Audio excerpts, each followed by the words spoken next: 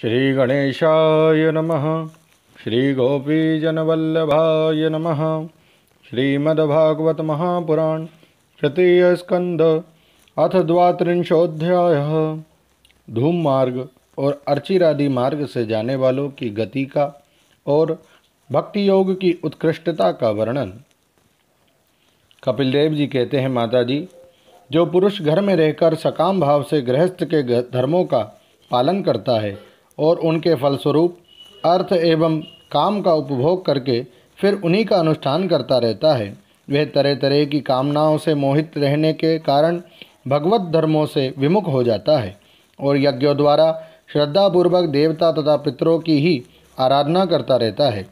उसकी बुद्धि उसी प्रकार की श्रद्धा से युक्त रहती है, देवता और पितर ही उसके उपास्य रहते हैं। अतः वे चंद्रलोक में जाकर उनके साथ सोमपान करता है और फिर पुण्य क्षीण होने पर इसी लोक में लौट आता है।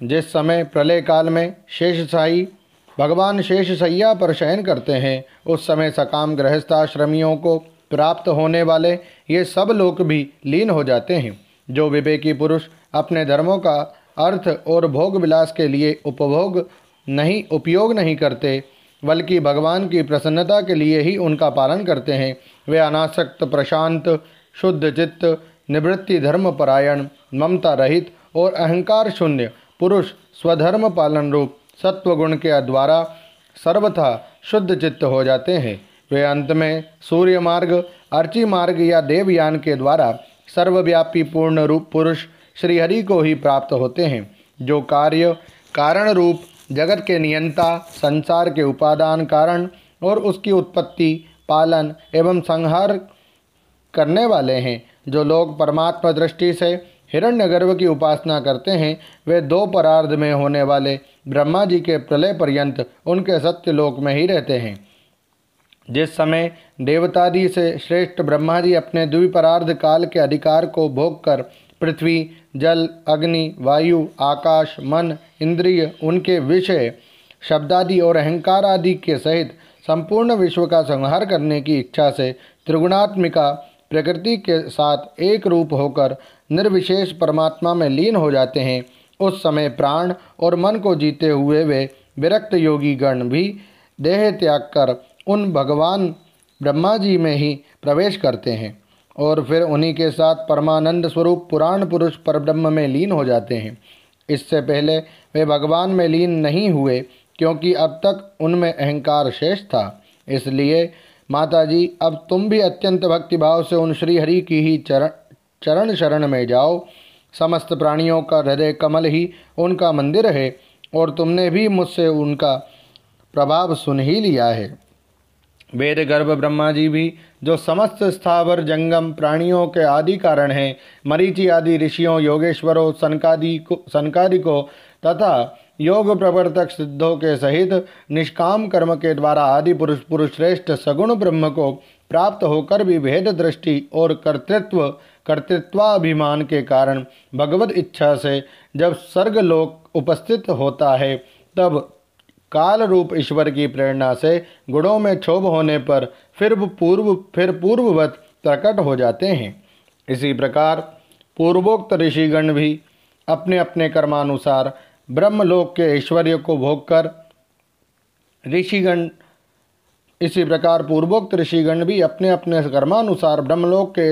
भोग कर भगवत इच्छा से गुणों में क्षोभ होने पर पुनः इस लोक में आ जाते हैं। जिनका चित्त इस लोक में आसक्त है और जो कर्मों में श्रद्धा रखते हैं, वे वेद में कहे हुए काम्य और नित्य कर्मों का सांगोपांग अनुष्ठान करने में ही लगे रहते हैं। उनकी बुद्धि रजोगुण की अधिकता के कारण कुंठित रहती है, हृदय में कामनाओं का जाल फैला रहता है और इंद्रियां उनके वश में नहीं होती। बस अपने घरों में ही आसक्त होकर वे नित्य प्रति पितरों की पूजा में लगे रहते हैं। ये लोग अर्थ, धर्म और काम के ही परायण होते हैं। इसलिए जिनके महान पराक्रम अत्यंत कीर्तनीय है, उन भवभयहारी श्री मधुसूदन भगवान की कथा वार्ताओं से तो ये विमुख ही रहते हैं। हाय विष्टा भोजी, कुकर, सूकर आदि जीवों के विष्टा चाहने के समान जो मनुष्य भगवत कथामृत को छोड़कर निंदित विषय वार्ताओं को सुनते हैं, वे तो अवश्य ही विधाता के मारे हुए हैं। उनका बड़ा ही मंद भाग्य है। गर्भाधान से लेकर अंत्येष्टि तक जब संस्कारों को विधिपूर्वक करने वाले ये सकाम कर्मी सूर्य से दक्षिण ओर के पितृयान या धूम मार्ग से पितृश्वर आर्यमा के लोक में जाते हैं और फिर अपनी ही संतति के वंश में उत्पन्न होते हैं।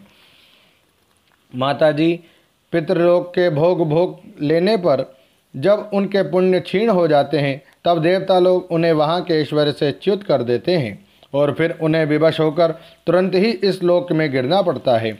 इसलिए माताजी, जिनके चरण कमल सदा भजने योग्य है, उन भगवान का तुम उन्हीं के गुणों का आश्रय लेने वाले भक्ति के द्वारा सब प्रकार से मन, वाणी और शरीर से भजन करो। भगवान वासुदेव के प्रति किया हुआ भक्ति योग तुरंत ही संसार से वैराग्य और ब्रह्म साक्षात्कार रूप ज्ञान की प्राप्ति करा देता है। वस्तुतः सभी विषय भगवत रूप होने के कारण समान है। अतः जब इंद्रियों की वृत्तियों के द्वारा भी भगवत भक्त का चित्त उनमें प्रिय अप्रिय रूप विषमता का अनुभव नहीं करता, सर्वत्र भगवान का ही दर्शन करता है, उसी समय वह संग रहित, सब में समान रूप से स्थित, त्याग और ग्रहण करने योग्य, दोष और गुणों से रहित, अपनी महिमा में आरूढ़ अपने आत्मा का ब्रह्म रूप से साक्षात्कार करता है। वही ज्ञान स्वरूप है, वही परब्रह्म है, वही परमात्मा है, वही ईश्वर है, वही पुरुष है, वही एक भगवान स्वयं जीव, शरीर, विषय, इंद्रियों आदि अनेक रूपों में प्रतीत होता है। संपूर्ण संसार में आसक्ति का अभाव हो जाना, बस यही योगियों के सब प्रकार के योग साधन का एकमात्र अभिष्ट फल है। ब्रह्म एक है, ज्ञान स्वरूप और निर्गुण है, तो भी वह बाह्य वृत्तियों वाली इंद्रियों के द्वारा भ्रांतिवश शब्दादि धर्मों वाले विभिन्न पदार्थों के रूप में भास रहा है। जिस प्रकार एक ही परब्रह्म महत्त्व, वैकारिक, राजस और तामस, तीन प्रकार का अहंकार, पंच महाभूत एवं 11 इंद्रिय रूप बन गया और वही स्वयं प्रकाश इनके संयोग से जीव कहलाया, उसी प्रकार उस जीव का शरीर रूप यह ब्रह्मांड भी वस्तुतः ब्रह्म ही है, क्योंकि ब्रह्म से ही इसकी उत्पत्ति हुई है। किंतु इसे ब्रह्म रूप वही देख सकता है जो श्रद्धा, भक्ति और वैराग्य तथा निरंतर के योगाभ्यास के द्वारा एकाग्र चित्त और असंग बुद्धि को हो गया है। पूजनीय माताजी, मैंने तुम्हें इस ब्रह्म साक्षात्कार का साधन रूप ज्ञान सुनाया। इसके द्वारा प्रकृति और पुरुष के यथार्थ स्वरूप का बोध हो जाता है। देवी, निर्गुण ब्रह्म विषयक ज्ञान योग और मेरे प्रति किया हुआ भक्ति योग, इन दोनों का फल एक ही है, उसे ही भगवान कहते हैं।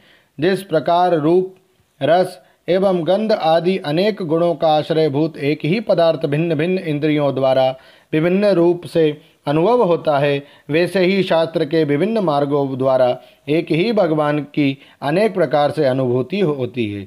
नाना प्रकार के कर्मकलाप, यज्ञ, दान, तप, वेदाध्ययन, वेद विचार, मीमांसा, मन और इंद्रियों के संयम, कर्मों के त्याग, विविध अंगों वाले योग, भक्ति योग, निवृत्ति और प्रवृत्ति रूप सकाम और निष्काम दोनों प्रकार के धर्म, आत्म तत्व के ज्ञान और दृढ़ वैराग्य, इन सभी साधनों से सगुण निर्गुण रूप स्वयं प्रकाश भगवान को ही प्राप्त किया जाता है।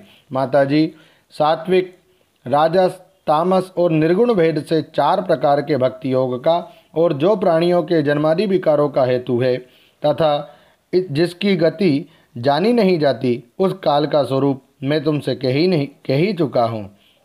देवी, अविद्या जनित कर्म के कारण जीव की अनेकों गतियाँ होती है।